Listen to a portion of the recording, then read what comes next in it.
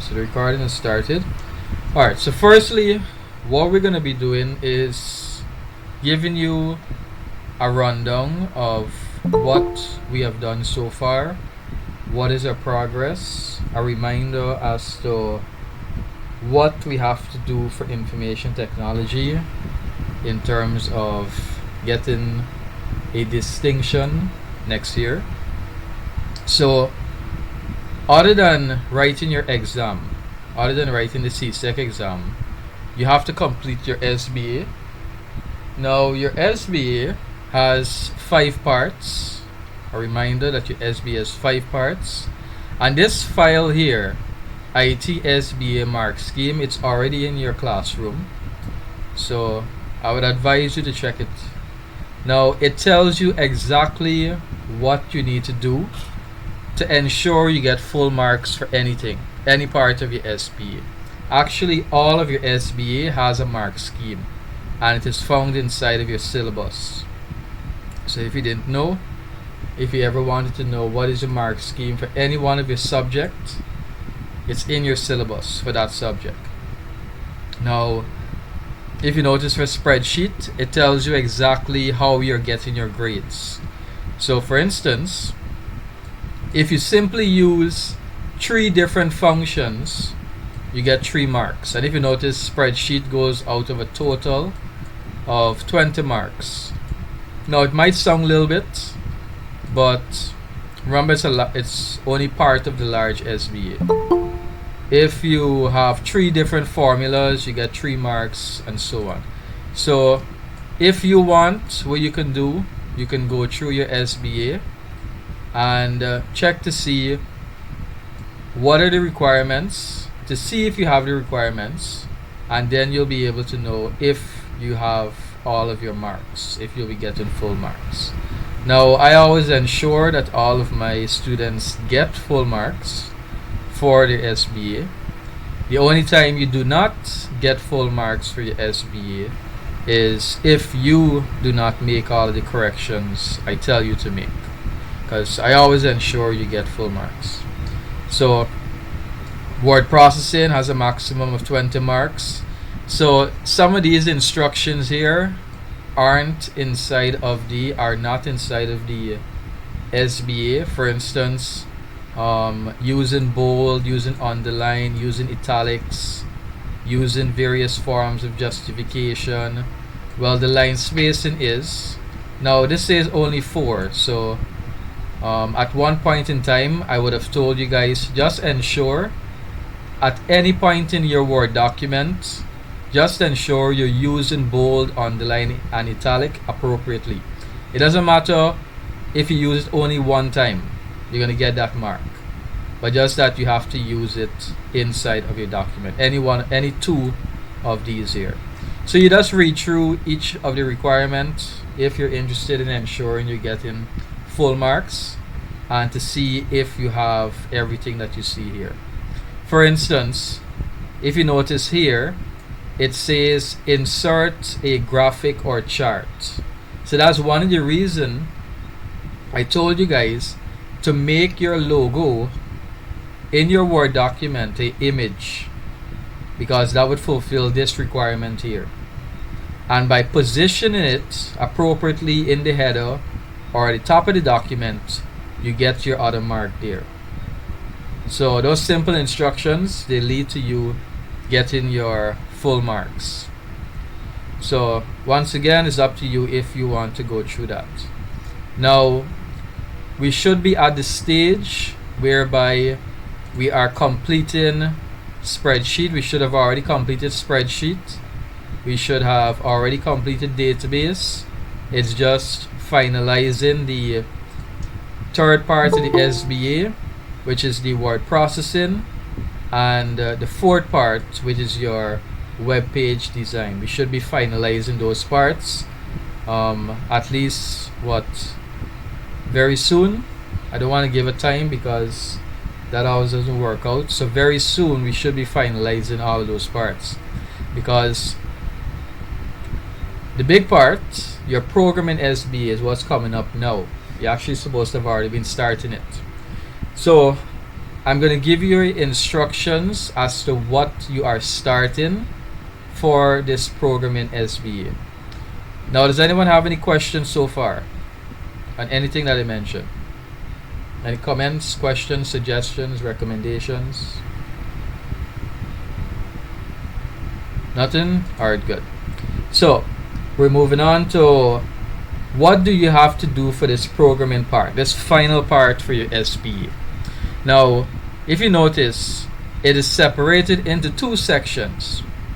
You have what is called the problem solving section, because if you notice, this part 5 is problem solving and programming. It's not just programming.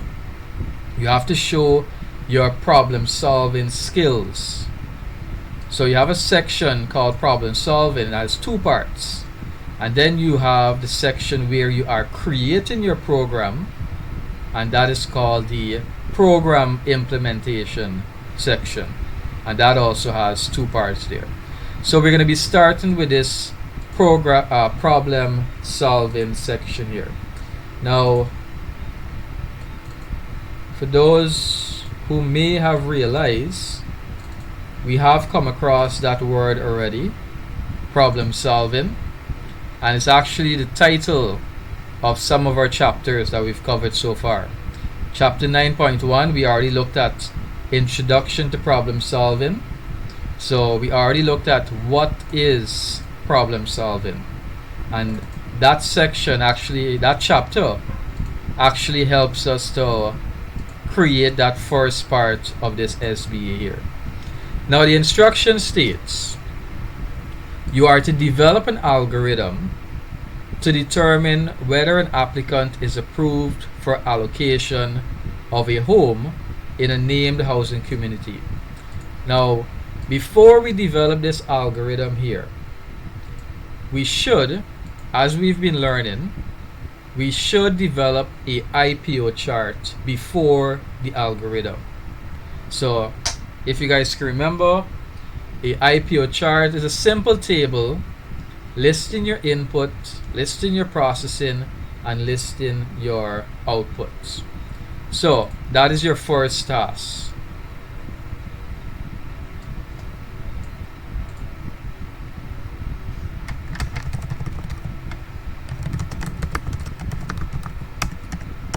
So your first task is going to be to create a IPO chart for the SBA. Now, how are you going to go about creating this IPO chart? Now, as you can see here, we already covered your IPO chart is basically a table listing what is the input, what is the processing, and what is the output.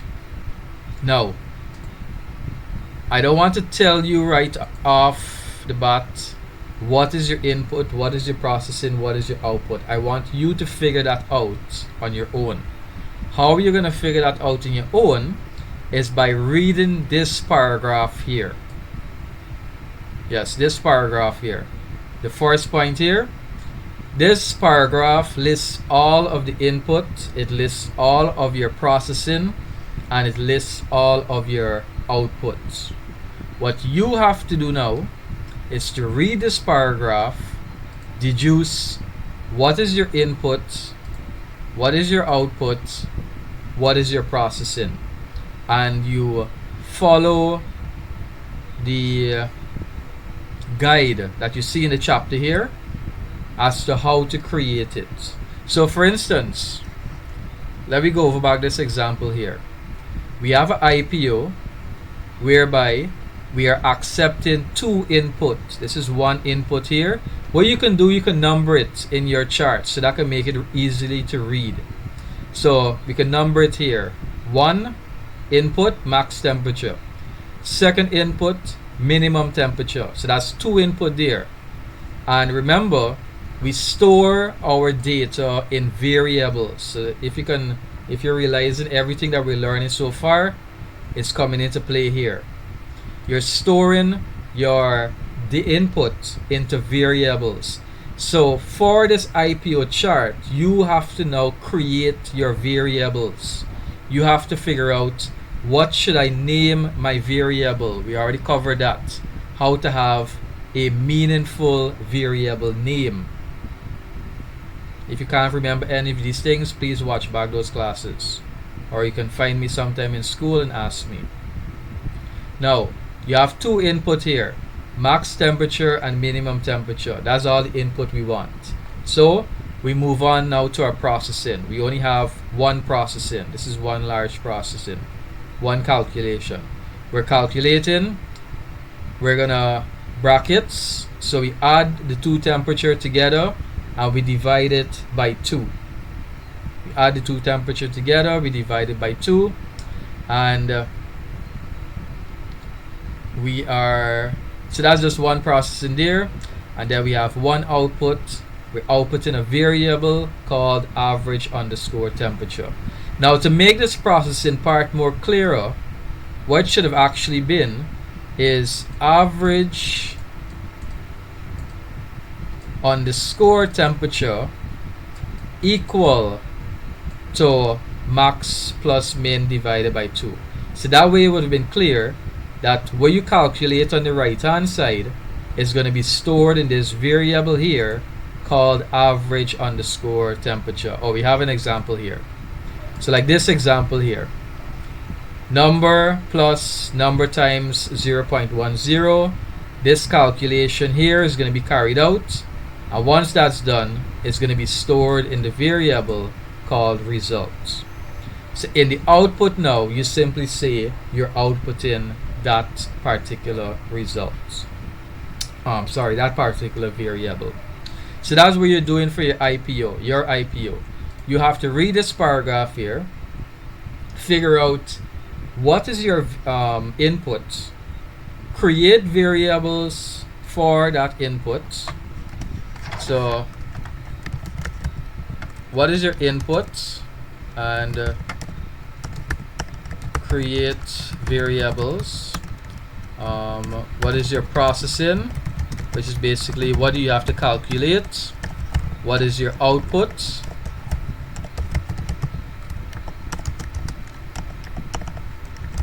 so what variable do you need to output, because when you output, you usually output a variable, or it could be a phrase also, but in most cases it's a variable. So you have to figure out now what is your input, what is your processing, what is your output from this paragraph here. Are we following?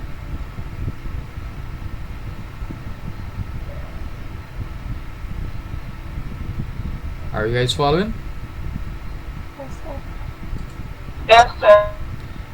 Anyone with any questions? Because this is your first task here, creating your IPO chart. Any questions? Anything you need clarifying on? Because we're going to move on to the second part, your second task. Questions going once? Questions going twice? No questions? Alright, so that means you guys are clear on your first task there. Now your second task is going to be, what is your second task? So we're creating the IPO before we do this algorithm here, because we still have to cover a few more chapters. Like for instance, we still have to go into chapter 9.3, which we'll go in later tonight, as to how to actually create your algorithm now, how to actually create your pseudocode. But before that, you should create an IPO so that it makes creating that pseudocode much easier for you. Now, so what is the next part? The next part is going to be, we're actually gonna do part of the problem implementation, because this is basically just a Word document paragraph kind of task. So this here is the problem statement. That's your second task, the problem statement. Now, what is a problem statement? We've already covered this already in the very first chapter. A problem statement is basically you defining the problem. So the question now is, how do you go about defining this problem here? I think I already sent a layout of designing this problem statement in the group. Which group was that? What do I search for? Problem statement. Yeah, I already sent a problem statement template in the group. So the purpose of the problem statement is to basically give somebody information as to what are you doing, what is the purpose of this program, what are you trying to accomplish. So that is why the first paragraph, you're going to have information on, you're going to have an introduction. Now this introduction is a general introduction as to what really is happening, what is the situation.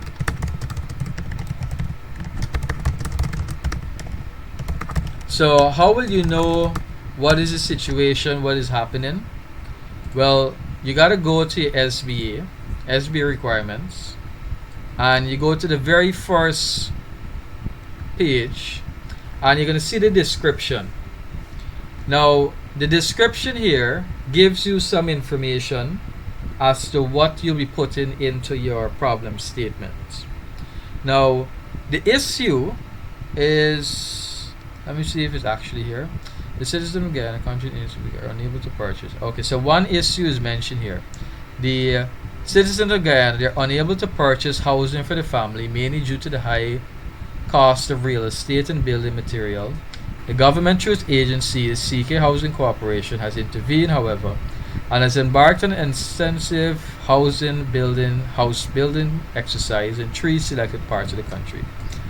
Citizens are invited to apply for the chance to own one of these homes. You're asked to okay, so it doesn't really mention it. Now you can come up with your own issue, you can come up with your own situation. Some suggestions are that you can say that the old company that they were using, that the old system that the government was using was maybe a paper-based system. Paper-based as in they were using actual physical books. So now they realized that those books were ineffective, they weren't working out, so they're now moving on to a computer-based system. So they basically hire you to set up this computer-based system, and that's what you're doing. You're creating spreadsheet, database, word processing, web pages, programming applications. You're implementing a computer-based solution, a digital solution. So your introduction, that could be one situation.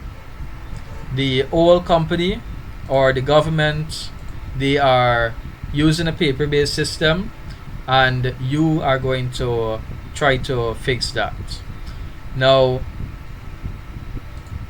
you got to mention in this first paragraph after the introduction, what is the issue. So going back to that same example of paper-based system, you could mention things like the fact that the paper-based system was slow, it was ineffective. And why was it ineffective? Maybe it could have been destroyed easily. It taken up too much space because you needed a lot of cabinets to store the information. You can come up with different reasoning.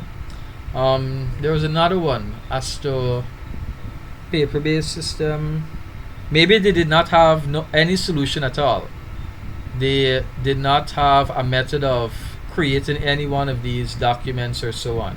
So they hired you. So it can be any form of introduction, however you want to put it.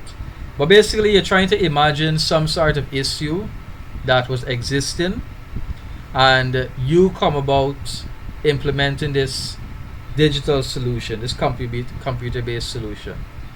And when you mention this issue now, you got to say what is the effects, how is it affecting persons.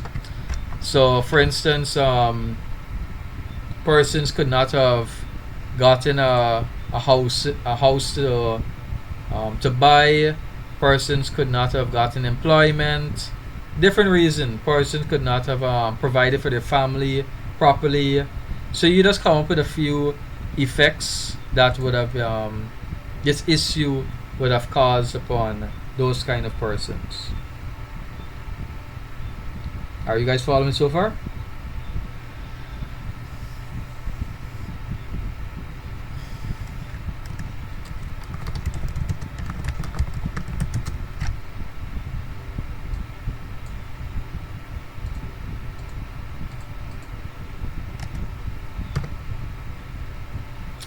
Really out here wondering if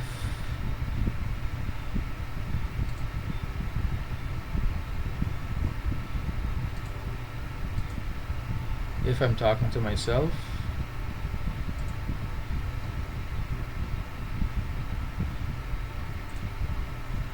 Or if there's any point in talking at all.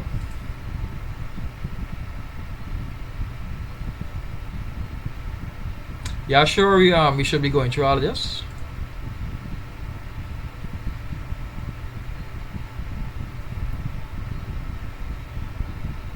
Because it seems as though we're not that interested in me going through it.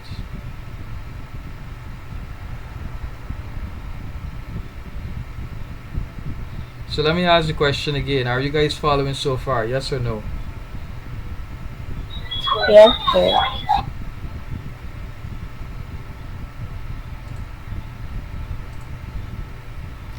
Alright, so second paragraph.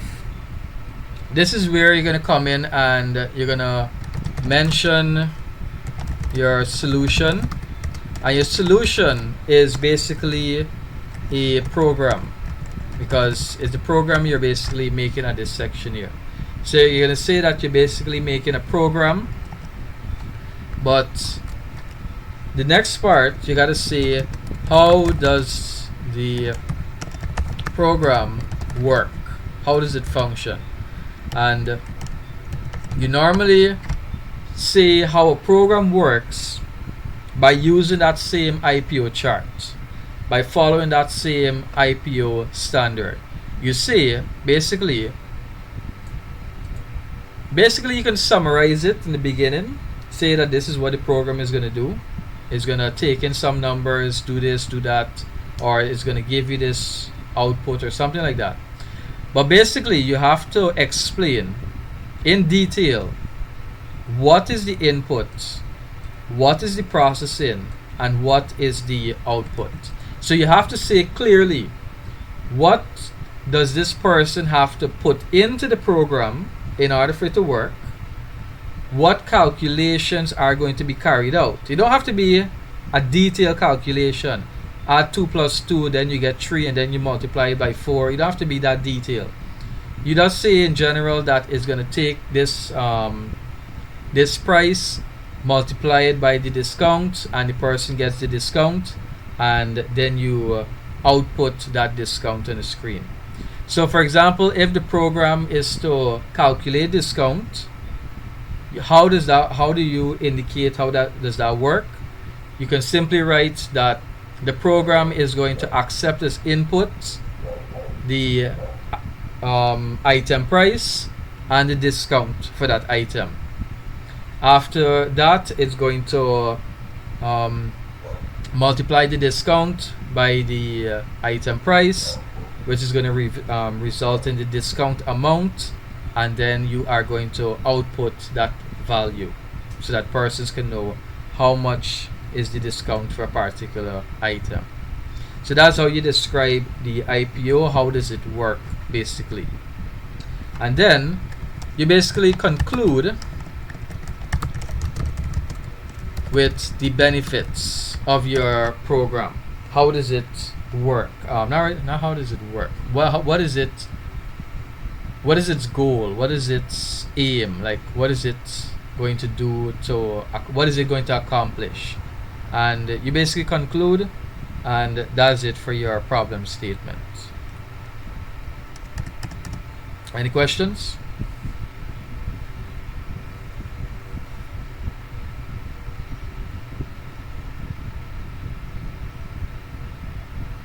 Alright, so I'm just going to give you 2 tasks because I was going to give you the algorithm to do, but I need to see your IPO first. So what you can do, start working on your IPO first, this IPO chart.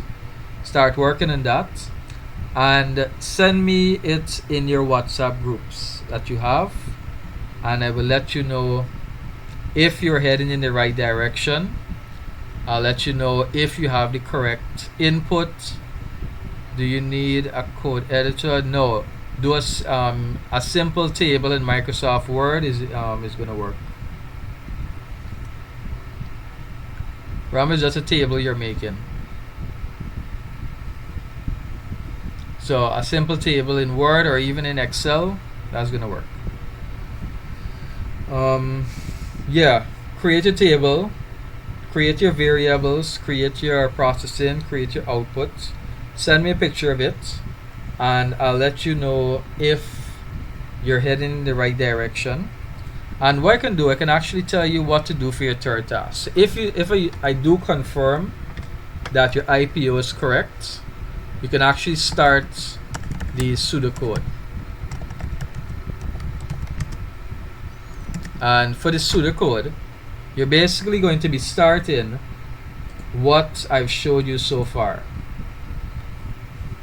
You're gonna start by doing just these 3 parts here. You're gonna create the title, what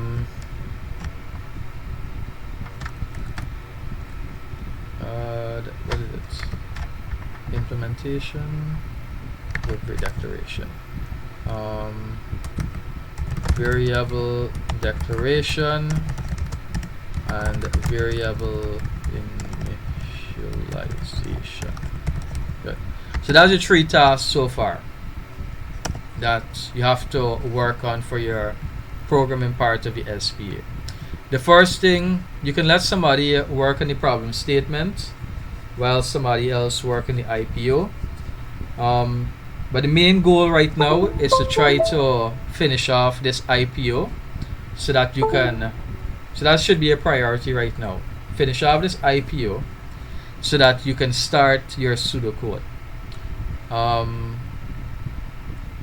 When I say that your IPO is correct, then you'll move on to your pseudocode.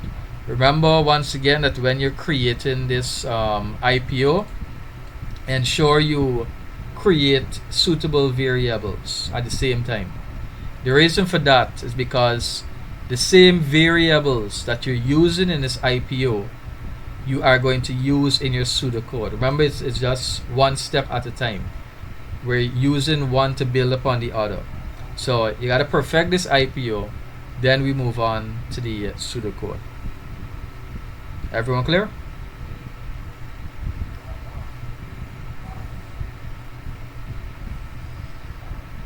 Yes, sir.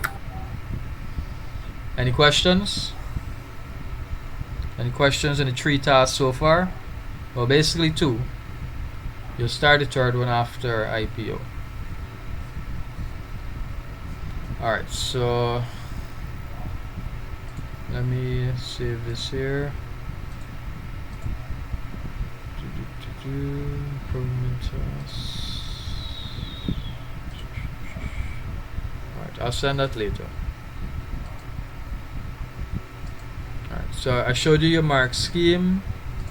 I showed you your tasks that you have to complete, how to complete them. Remember, the class is also recorded, so you can watch back if you need that also. Alright, so Saturday's class, we concluded chapter 9.2, but I'm just going to give a very quick brush over of everything we've done so far, because everything leads up to pseudocode. Everything leads up to building pseudocode. So we started chapter 9.1, and that's basically your problem statement, how to define a problem, how to specify what is your output, what is your input, what is your processing, what is your storage. You actually don't need to do this part for your IPO, your problem statement, because we won't be storing anything.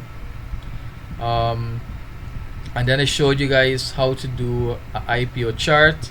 It's a simple table listing your input, processing, and output.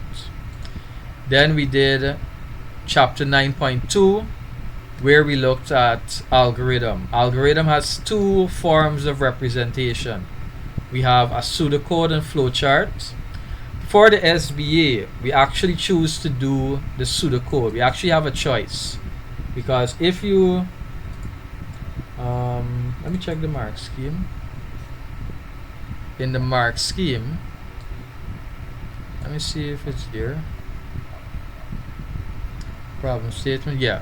If you look at the mark scheme, you can see it says flowchart or pseudocode. So you don't have to do both. It's just one. And we choose to do the pseudocode. It's a much more, the flowchart is actually much more simple, but it takes a bit more time to process, a bit more time to understand. But because the pseudocode is more English statements, persons tend to grasp that a bit more. So we're going to do the pseudocode for the SPA, not the flowchart. What else did we look at? We look at what is a variable, what is a constant. Those you have to create for your SBA. We looked at the various types. So when you head into the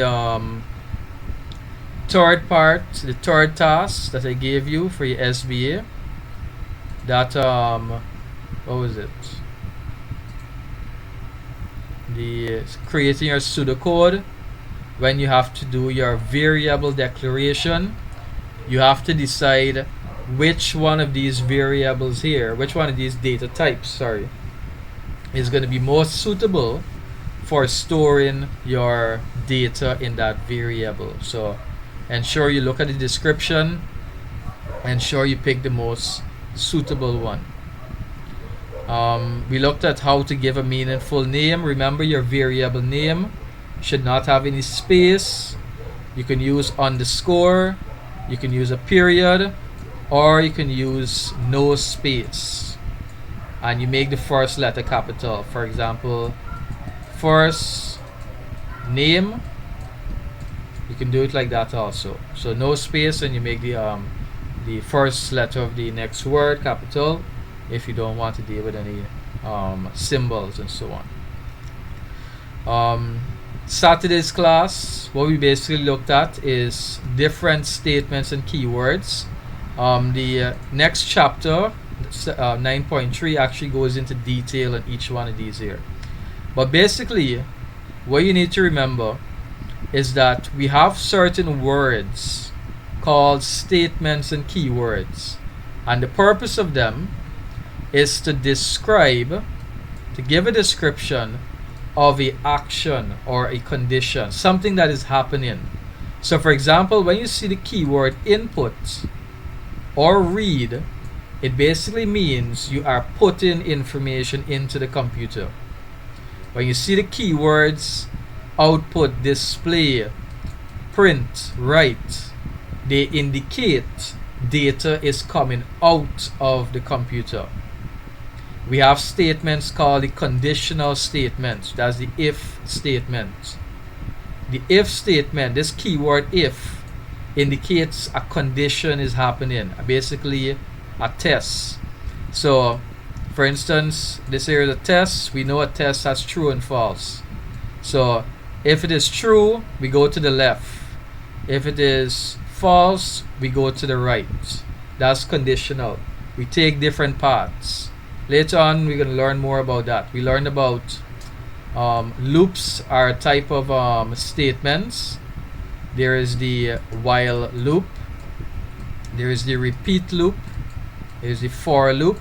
All of these we're going to be looking at. And then finally, we looked at what is a subroutine. Subroutine basically means, in a nutshell, that you take a large program, say for instance this is a large program, one large program, and you break it up into parts. That's what subroutine means. You take a large program and you break it up into parts. So this is going to be part number 1, part number 2, part number 3, 4, 5, 6. And you basically, a company would basically give different persons or different teams an individual part to work on. So maybe Akhilesh is going to work on this part, Tamika is going to work on that part, Christine is going to work on that part, and the company as a whole, or the programming team, is going to come together and then merge all of those parts. So that's what's meant by subroutine. Taking a big program and working on it in small sections. So it's kind of like your SBA. Your SBA is one large SBA. Spreadsheet, database, Word, web page, and programming. But we break it up into those 5 components. So that's what we covered so far. If no questions, comments, anything on that, we'll be starting chapter 9.3 tonight. If you have any questions, you can make them known now.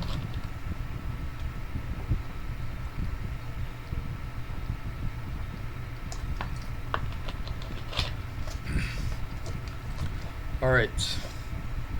So chapter 9.3, Pseudocode. This chapter, we will be learning everything that you need to know as to how to create your pseudocode, what you need to have in your pseudocode. So, the first paragraph. The first important point to note is that a pseudocode is not a programming code. That's the first point there. A pseudocode is not a programming code. It uses English words and statements that are clear enough to be converted into a programming code. So, what can we compare it to?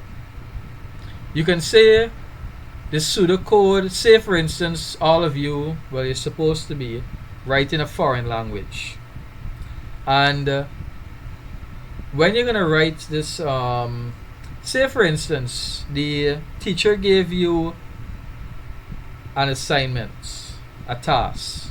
One of the language teachers, they gave you an assignment to write a letter in that foreign language. To write a letter in French, Spanish, Portuguese, whatever the case may be. Before you go and write this letter in French, Spanish, Portuguese, whatever the case may be, what would you do before that?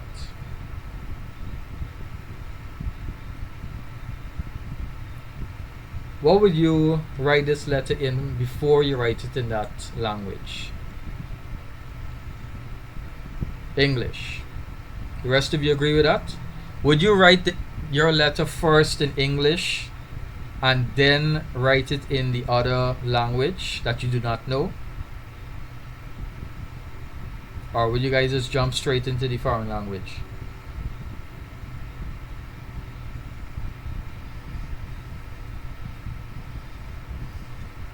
Good. So you would write the letter first in English and then convert it into the foreign language. Why would you want to do that? Anybody? Why would you first want to write it in English and then convert it into Spanish, French, whatever language?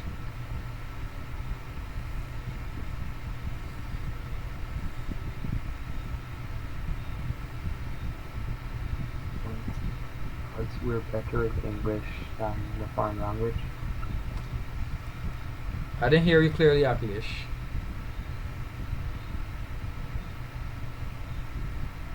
So the range says simpler. Go ahead, Akhilesh.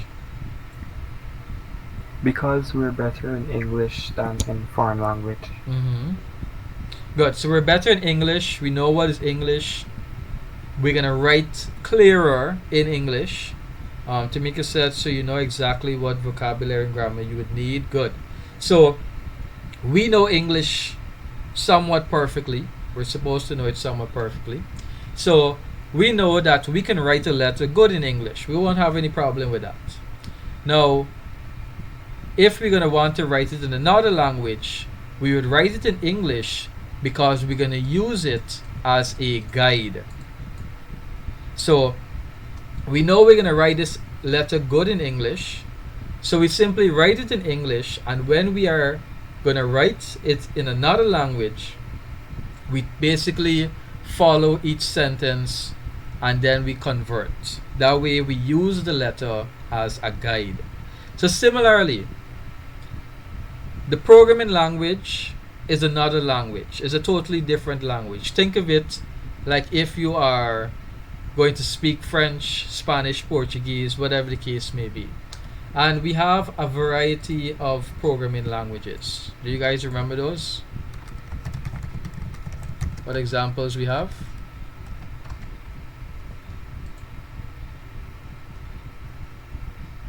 So these are some common ones that we have, and there's a lot of them out there. So we have JavaScript, we have Python, we have Go, we have Java, we have Kotlin, PHP, C Sharp, Swift, R, Ruby, C++, and so on. There's a lot of them out there. There's even some simple ones. What is my name? A very simple one that children is used to program. I can't remember the name. It's a very simple one that children is used. Scratch, yes, Scratch is another one. So even that, those are all programming languages. Anybody know Scratch? Is a very simplified version of programming where children can basically learn how to program without even learning a particular language. It's not like a full programming language, but it gives you an idea as to how to program, how programming actually works. So going back to the main topic, there's different programming languages out there, just like how there's different languages that we can speak. And just like how we don't readily know how to speak in French, how to speak in Spanish, the same way, we don't readily know how to speak Python, how to program in Python, how to program in C Sharp, how to program in Pascal, because that's actually the language that we are going to be using, Pascal. We don't know right away. So we are going to create a pseudocode. The pseudocode is English words. It doesn't only have to be English words. It could be any word. It could be any language actually. It's basically the language that you are speaking. So you're basically writing this pseudocode in a manner that you will understand, that any person will be able to understand it. That is the purpose of the pseudocode. To function as a guide so that you can create your programming language. So if you realize, everything working as a guide for each other. So first you have the IPO chart. Then after you finish creating this IPO chart, you move on to creating your pseudocode. Then when you finish creating this pseudocode, then you move on to creating your program. So it's a step-by-step process. You don't just jump into creating your program. It's just like how you don't just jump into creating a house. You don't just jump into building a house. You have to create a plan. You have to create a blueprint. You have to know where you're going to put the foundation. You have to know how much walls you're going to have, how much beams it's going to have, what's the size of how deep to dig the foundation. All this information is going to be on the blueprint. Similarly, think of your IPO, think of your pseudocode, your flowchart, as all guides to creating your program. That's how they work. So that's your first point there. Now, the paragraph continues. It uses statements. What statements? The statements that we learned in chapter 9.2. It uses statements such as input, read, output, display, print, write, if, while, repeat, loop. It uses all of those statements. It uses statements. It uses keywords. It uses variables. We already learned what is a variable.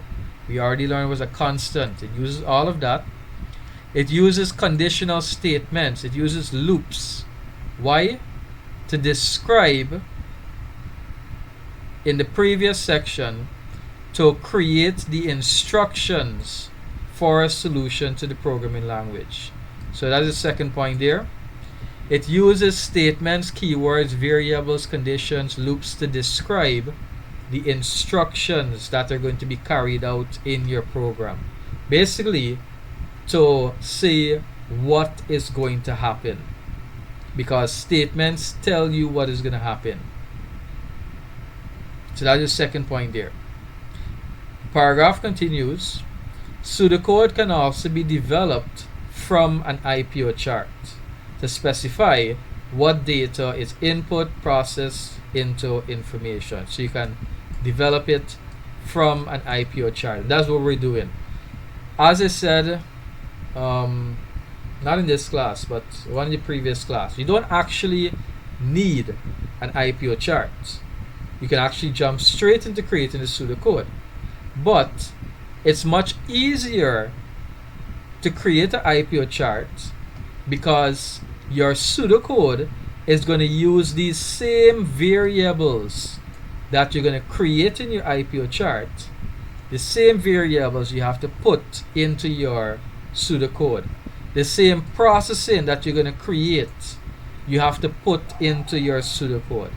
So once you create this simple table that has all of your input, all of your calculations, all of your output, then it makes creating the pseudocode easier, because you'll definitely know what you have to input, what you have to process, and what you have to output.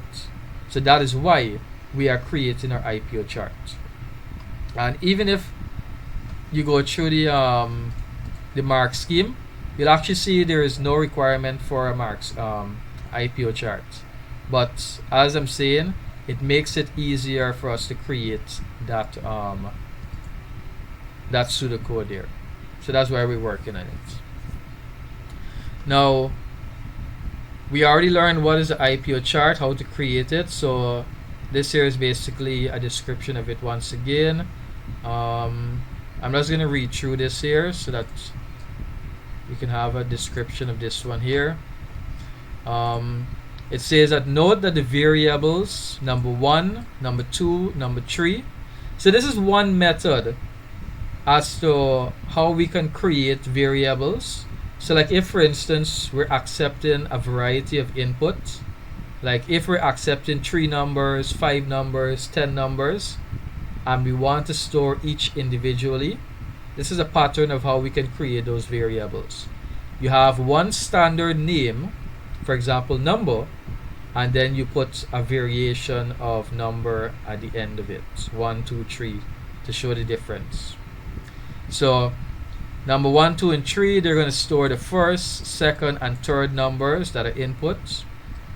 The processing column involves short statements explaining how the data is managed. So basically, you just say what calculation is going to be carried out. Hence, here, the values that were input into the variables number 1, number 2, and number 3 are added. So you add the 3 numbers. The third column indicates the result of the addition is output. Now, the name of the segment of pseudocode is called 3 numbers. So we're moving away from the IPO chart. Here we're moving away from the IPO chart. We're now looking at how to create the pseudocode. So the paragraph states, The name of the segment of pseudocode is add 3 numbers. So that's the title. That's basically what it's saying there. Because remember, a pseudocode must start with a title. So they're saying that this title here is add 3 numbers. The keywords input and output are used to indicate that data is input, usually using an input device such as a keyboard. So whenever you see the keyword input, it means that data is going to be input into the computer using a keyboard. That's what that usually means. While the output can be a soft copy. So if you can remember, these are third form terms. Soft copy meaning what you see on the screen. That's soft copy. So can be a soft copy to the screen of the monitor. That's what output usually means. Something that appears on the screen. And then lastly, the keyword end or stop denotes the end of the statement. So I actually went through all of this with you in the guide, the pseudocode guide, but as a refresher there. Now, we have an example of a pseudocode coming up there, but do you guys have any questions so far?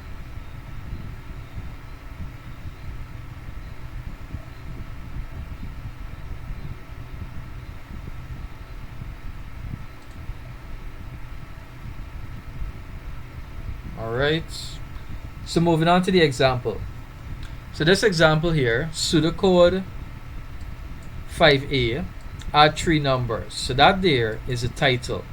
So we're now looking at examples of how to create pseudocode.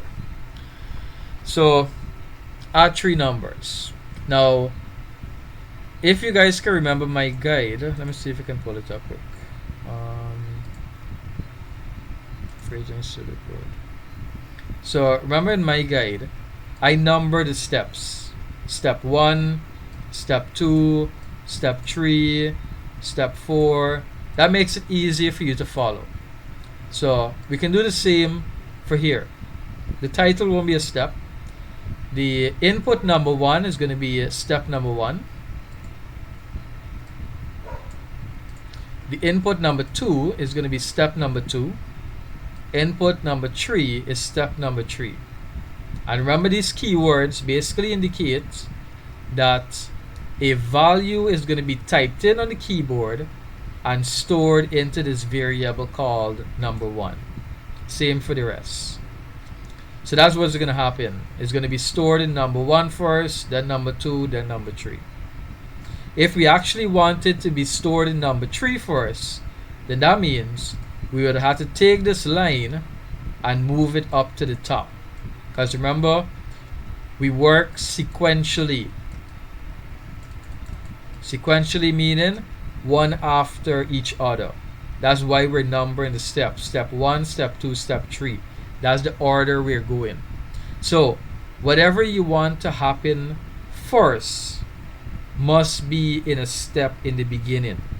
And whatever you want to happen after obviously has to go after that step. So just remember that when you're creating your pseudocode. Whatever you want to happen first, usually has to go in the beginning. Now, the reason why it might sound obvious, but the reason why I'm mentioning that is because when it comes time for you to actually create your program, because remember, writing it, you won't see the effects. When it comes time now to create your program, that is when you're going to realize that the order of what you type in plays an important role. Because if you place something out of order, it's going to give you a different result. Not all the time, but in most cases it will. Now step number 4, you are adding number 1 plus number 2 plus number 3. So a simple instruction here, add number 1, number 2, number 3. Now if you notice, it doesn't tell us where to store number 1, number 2, number 3. Later on, the other examples, and I already showed you how to do that. But this is, you can still do it this way also. But it's more efficient to basically say where the answer is going to be stored. Then lastly, step number 5, we are going to output the results of number 1, number 2, number 3. Now we can see here what they're basically doing is like they're given they're writing the pseudocode in a more English kind of statement kind of way. They're basically telling you add number 1, number 2, number 3. It's like if they're speaking to you. Add number 1, number 2, number 3. Then output the result of adding number 1, number 2, number 3. It's like they're basically telling you what to do. But as we progress, we're going to realize that we can simplify it. We don't have to like exactly write it in a statement kind of form. So, and then, well, this here won't be a step, but this is the end of our pseudocode there. Now, if the 3 variables that contain the 3 numbers have the same data type, for example, an integer, then the statements to input the values can be placed in one line. So if you guys can remember in the guide that I was giving you, I actually showed you that, but it's here also. So if you go back up here, notice step 1, 2, and 3. We have input number 1, input number 2, input number 3 in 3 different lines. Always remember in programming, we try to have as small as number of lines as possible. Doesn't mean you have to force the program to have as small as number of lines as possible. If it cannot, then that's fine. But where this situation you can't make it smaller, you try to do what you can. So in this situation here, because the 3 variables, number 1, 2, and 3, are the same data type, we can combine it now into one line. So this here is now one step, instead of we dividing it into step 1, 2, and 3. It's now one step. So the next step, step number 2, is going to be adding those 3 numbers together. Step number 3 is going to be outputting the result, and then we end our pseudocode there. Are you guys following on this pseudocode here?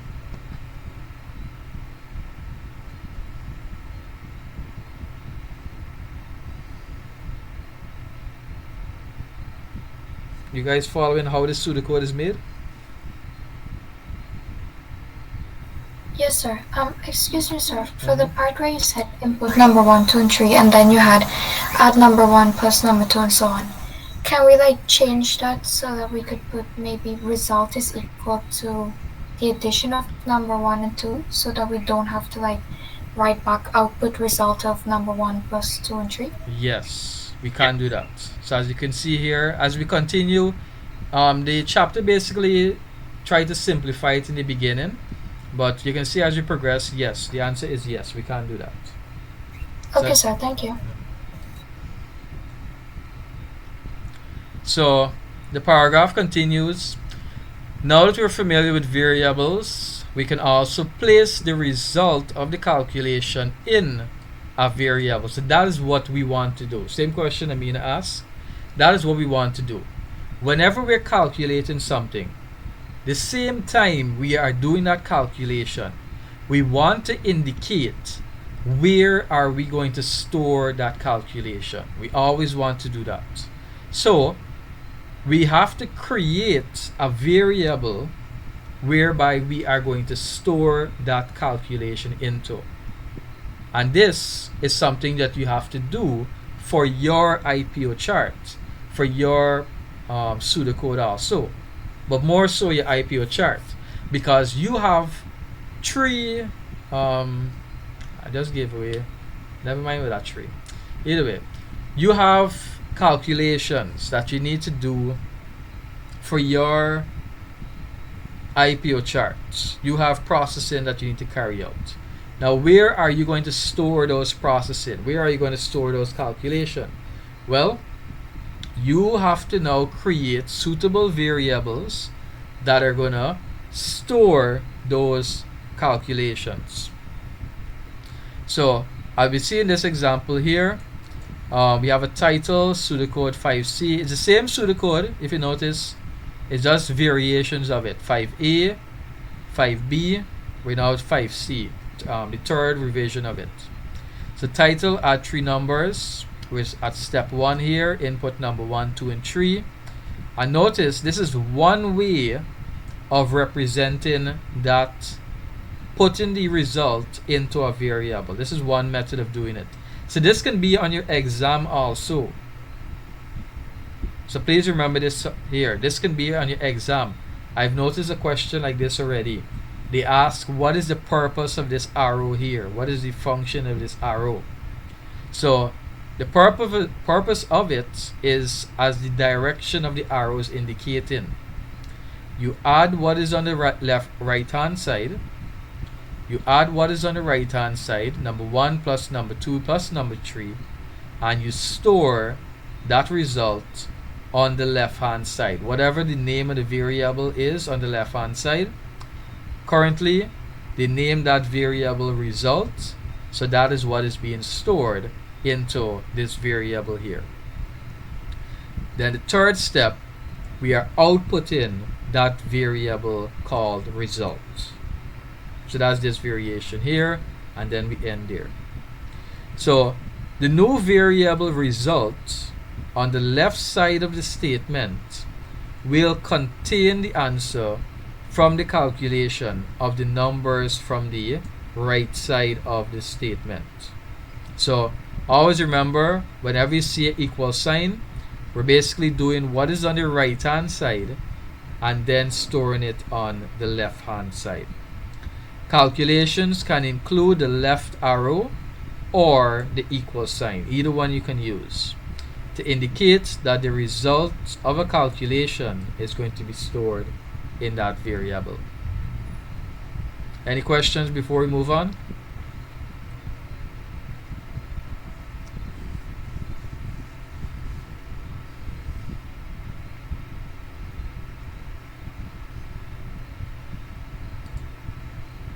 No questions? Alright. Same pseudocode once again, we're continuing. Here is yet another set of pseudocode for example 5, using the keywords read in the data and print the results. So notice they're just using different keywords now. So remember, we were using input and output. So notice here we were using input, we were using output as our keywords. So now you can interchange those keywords. Remember the examples that we have here. We have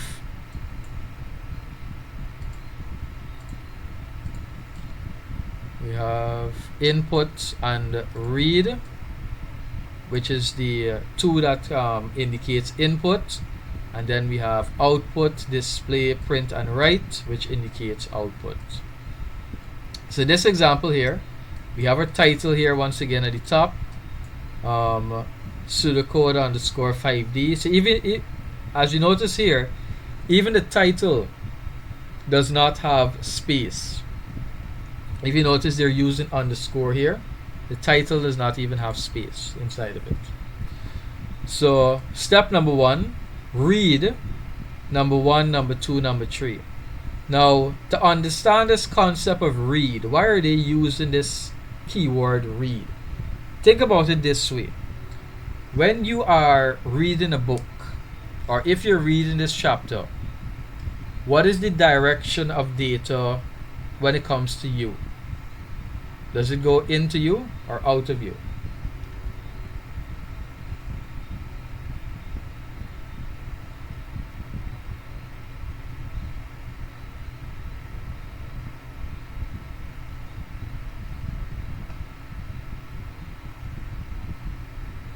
Tricky question. When you're reading a book, where does the information go?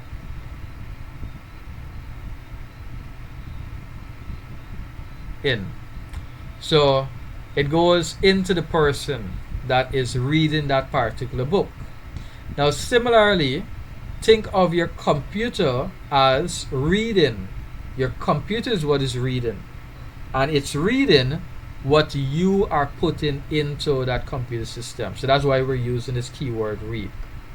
So We're reading your input and storing it in number 1, 2, and 3. Step number 2, we are going to do the calculations on the right hand side, add number 1, number 2, number 3, and store it in the variable results.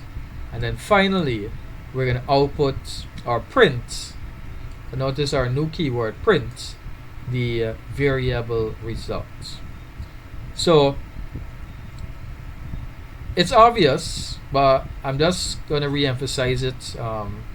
Whenever we output a variable, whenever we print a variable, what is going to appear on the screen is not the name of the variable, but rather what is inside of that variable. So it's indicated so far that what we've been doing, but I just wanted to emphasize that whenever you output a variable, whenever you're using a variable, it's not the name you're using what is inside of it. What does it contain? But if you do want to use the name, you would actually have to put it into quotation marks. So that's important to note. So say for instance, let me see if I have, I think I put that in the example. Let me see if I get it. I'll show you. Say for instance, yeah, I showed you guys that already. So in this case here, in this example, look at, let me see if I have, step number 5 is the example here. So look at step number 5, the middle step number 5. This one I've highlighted here. Let me put it in red. Let me put it in highlighted instead. Yeah. So the step in yellow, I have the keyword outputs. And if you notice, in quotation marks, I have a phrase that is going to appear on the screen. That phrase is, the total is, colon. So whenever you want to output a particular word, whenever you want to output a particular phrase or a letter or some form of character or even a number, just a plain number. For example, if you want to say the number, the total is 20, all of that must be in quotation marks. That's the rule that we must follow. Any sentence, any word, anything along that line, you have to put them in quotation mark. Now if you're going to output a variable, and as I said, whenever you're going to output a variable, it's not the name of the variable, but rather what is inside of that variable that is going to be output. You do not put it into a quotation mark. So if you notice in this example, what is going to happen is what you're seeing on the right hand in red. What you're seeing on the right hand in red is the output. This is how it's going to, if we were to run this as a program, this is how you would see it on the screen. You would see the total is 70. So we're just saying that this variable has a 70 inside of it, and this is how you would see it. Now look at the one below. So this one in red now, highlighted in red. Let me use a color that is much more easier to see. Green, yeah. So the one highlighted in green now. The same words as you can see here, but the difference is the quotation mark. So look carefully at the quotation mark. The yellow one has the quotation mark before the comma.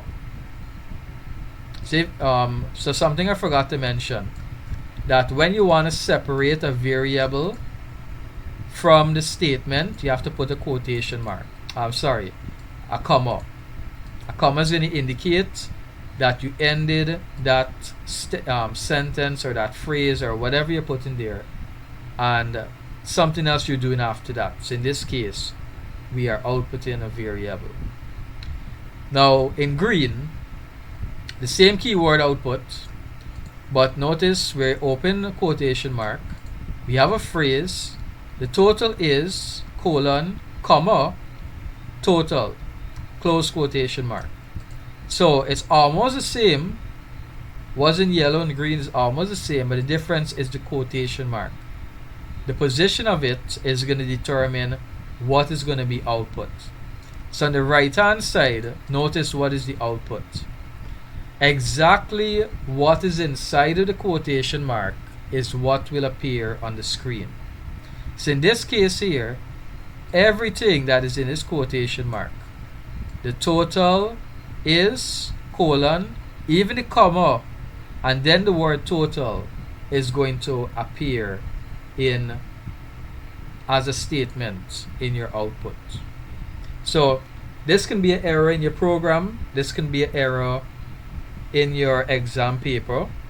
They could be asking why they're not seeing the value of the variable, and it could simply be because the variable is inside of a statement. Sorry, let me use a different word. The variable is inside of the what should I call it? A phrase output. I don't want to use the word statement because we know this is a statement here. So a phrase output, the variable is inside of it. So that's why simply you're not seeing that the value of that variable. So once again, to output a phrase, put it in quotation mark. If you want to output a variable, do not put it in quotation mark, because if you do, as you see in green, only the name will appear. Look on the right hand side, this is the output. Only the name will appear, not the value inside of it. Alright, let's go back to the chapter. Good. So yeah, so we're talking about that quotation mark there. Any questions before we move on?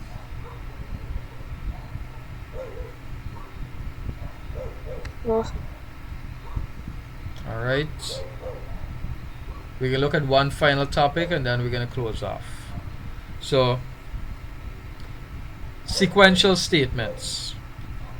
I mentioned this word already, sequential.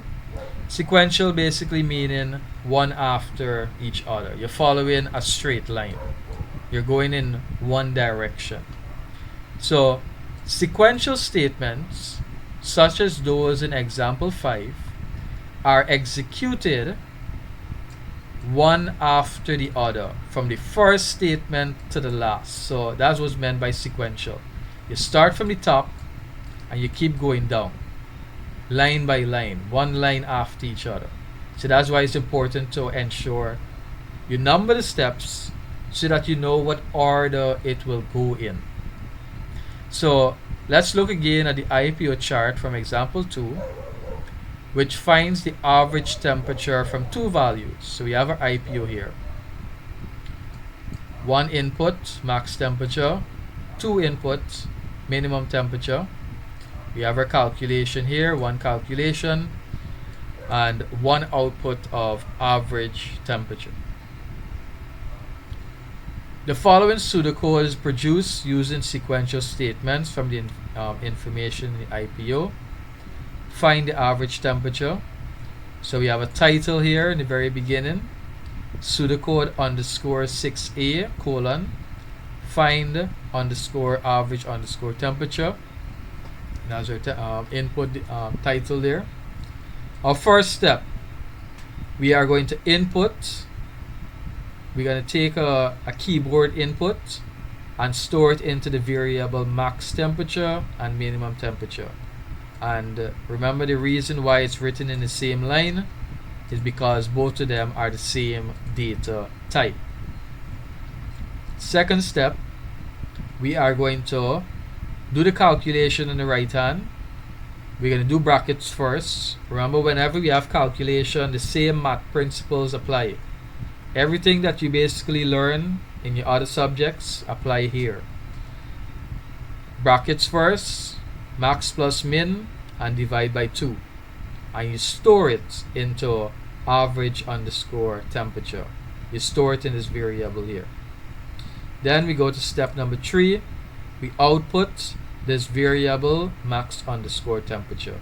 whatever is inside of it will appear on the screen. And then we basically end there.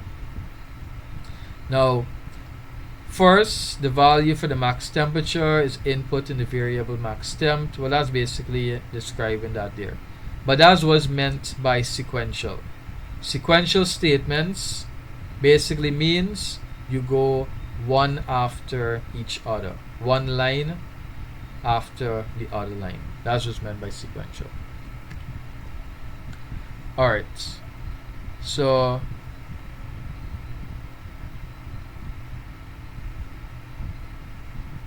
to review what we would have covered so far for the day, for the night, remember you have your 3 tasks, 2.5 tasks basically, your IPO chart to create, you have your problem statement to create. Send me them in your WhatsApp groups. That's how we'll be working on it. I'll tell you what's the corrections there, and you make those corrections and you send me back again, and then we start working on our pseudocode.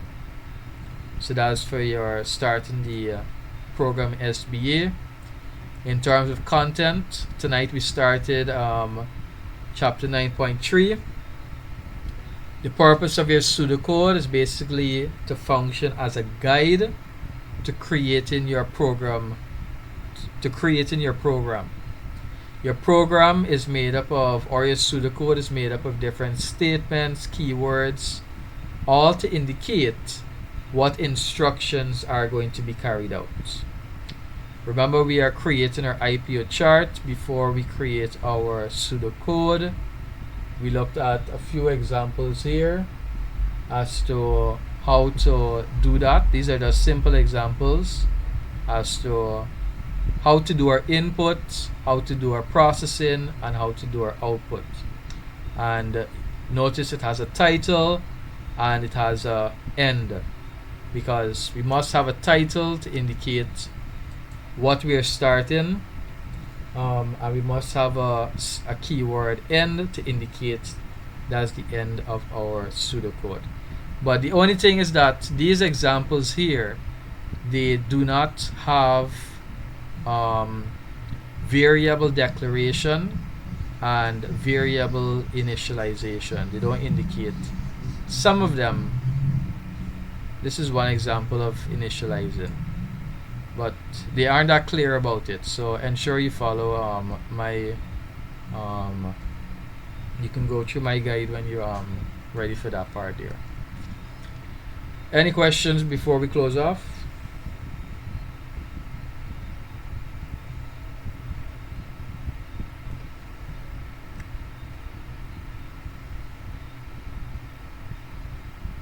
So next week we'll be looking at the different conditional statements. So that's the conditional statements are if then else.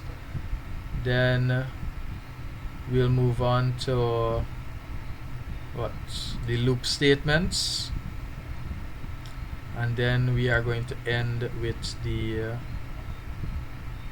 I think loop is last. Yeah, loop is the last one. It's a lot of information. So it's a lot of statements and different keywords and actions and so on. Alright, no questions. That'll be it for tonight. Enjoy the rest of your night.